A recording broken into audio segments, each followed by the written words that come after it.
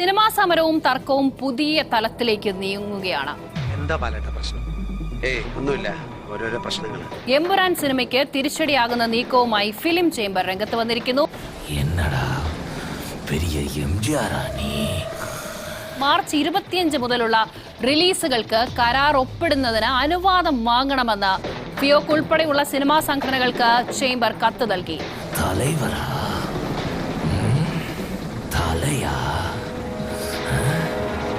March 27-ന് എമ്പുരാന്റെ release പ്രഖ്യാപിച്ചിരിക്കെയാണ് നടപടി. 27-ന് സൂചനാ പണിമുടക്ക് നടത്താനാണ് നീക്കം.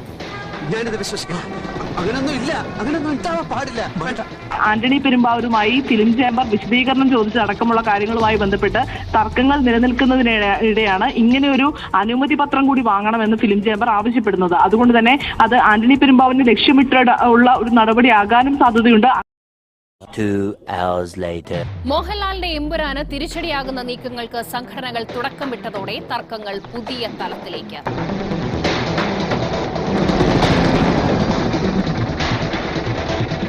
സൂചനാ പണിമുടക്ക് എമ്പുരാന്റെ റിലീസ് ദിനമായ മാർച്ച് 27-ന് പ്രഖ്യാപിക്കാനിരിക്കെ റിലീസ് തടസ്സപ്പെടുത്തിയുള്ള പണിമുടക്കിന് കൂട്ടുനിൽക്കില്ലെന്ന് ഫിലിം പ്രൊഡ്യൂസേഴ്സ് അസോസിയേഷൻ അറിയിച്ചു.